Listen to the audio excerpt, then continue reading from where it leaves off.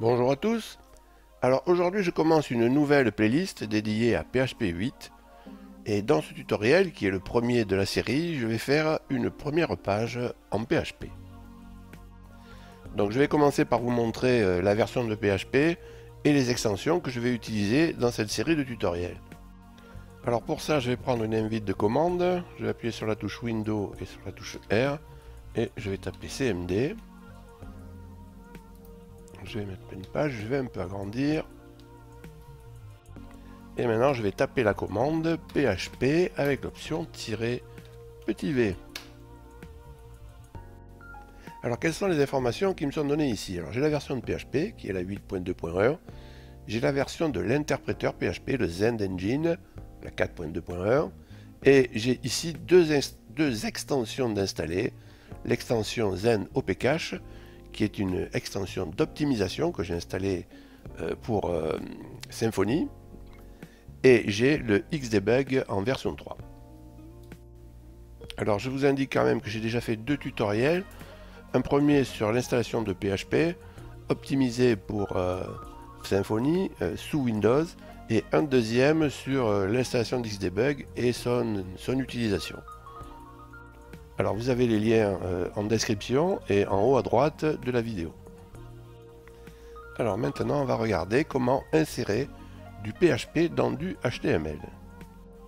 Alors j'ouvre un nouveau dossier que je vais appeler test sur le bureau et je vais le prendre en édition avec VS Code. Je vais en faire mon espace de travail et je vais créer un nouveau fichier que je vais appeler hello.php. Alors première info, il faut une extension .php pour dire au serveur qu'il s'agit d'un fichier qui contient du PHP. Alors maintenant, je vais insérer une structure minimale HTML. Je vais utiliser l'abréviation emet plus tab. Je vais donner un titre à mon document. Et je vais virer ça parce que ça sert à rien. Voilà. Alors maintenant, je vais insérer du PHP. Donc pour ça, il va falloir que je me serve de deux balises pour dire à l'interpréteur PHP où se trouvent les morceaux écrits en PHP. Donc la balise ouvrante, c'est celle-ci. Et la balise fermante, c'est celle-là. Alors entre les balises, je vais me servir de la fonction echo pour afficher une chaîne de caractères. Alors on n'a pas besoin du PHP pour afficher une chaîne de caractères, hein. C'est juste un exemple, hein.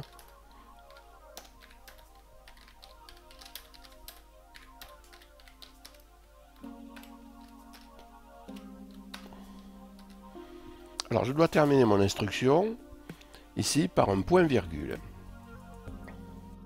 Le point virgule, c'est le séparateur d'instructions. D'ailleurs, vous pouvez mettre plusieurs instructions les unes après les autres sur la même ligne, hein, si elles sont courtes, hein, ça peut se faire.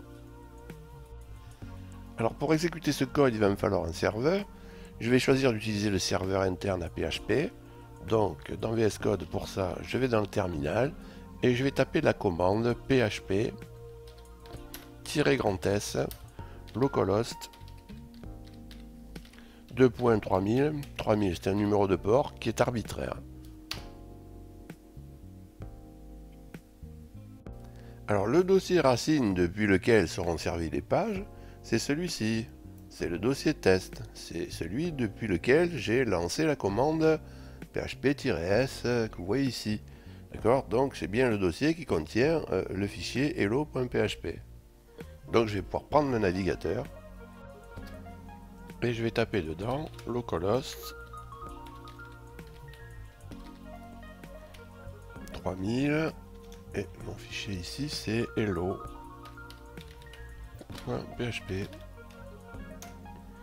Et là c'est magnifique. Il affiche la chaîne de caractères que je vais demander. Alors maintenant je veux rajouter un message de bienvenue. Alors j'ai plusieurs solutions pour faire ça, mais je vais utiliser encore un écho. Et ici je vais dire soyez les bienvenus.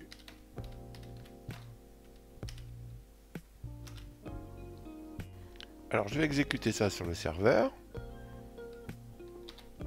Et vous voyez que les deux phrases sont collées. Et c'est logique parce que le echo là ne produit pas de retour à la ligne. Pour faire un retour à la ligne en HTML, il faut une balise BR.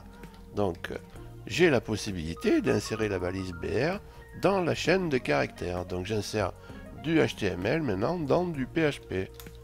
Donc on retourne sur le serveur là, F5, et vous voyez que maintenant ça va à la ligne. Alors maintenant, est-ce qu'il y a une règle pour mélanger le HTML et le PHP? Alors il n'y a pas de règle stricte, de règle syntaxique stricte. Par contre, il y a une logique.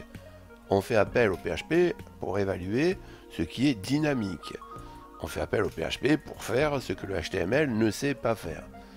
Et ce n'est pas le cas, bien sûr, des exemples que je vous ai donnés là, que j'ai volontairement fait simple pour une première page PHP. Alors maintenant, on va regarder comment utiliser le PHP en ligne de commande. En fait, je peux utiliser le PHP manuellement, directement à l'intérieur d'une interface en ligne de commande. Et pour ça, je n'ai même plus besoin du serveur. Alors, je vais aller dans Test ici, et je vais ouvrir une invite de commande.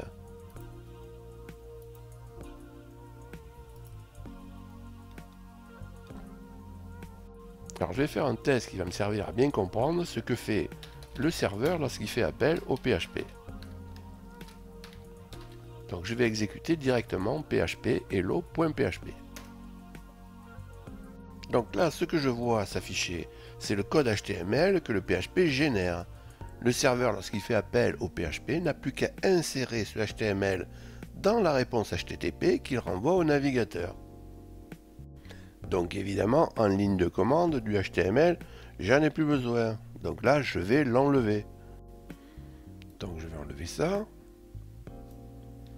Ici, et je vais la mettre là, et là j'ai même pas besoin de balise fermante. Lorsqu'il n'y a que du PHP, eh bien je n'ai pas besoin de balise fermante. Et enfin, il ne faut pas que j'oublie d'enlever ce petit BR là ici qui traîne. Donc là maintenant je reprends mon interface en ligne de commande et je vais à nouveau exécuter mon hello. Mais là vous voyez que, je vais agrandir encore plus, les phrases sont collées là. J'ai toujours ce petit problème de retour à la ligne. Parce que le echo, lui, il ne me produit pas de retour à la ligne. Donc là, comme on est en alphanumérique, eh bien on va mettre un caractère spécial qui est le \n, le line feed, qui va faire ce retour à la ligne. Voilà. Alors ce tutoriel est terminé, je vous remercie de m'avoir écouté. Alors si vous avez appris quelque chose, un pouce est toujours le bienvenu. Enfin, je vous rappelle que vous avez la possibilité de vous abonner à cette chaîne. Dans ce cas, n'oubliez pas d'activer les notifications. Salut et à bientôt.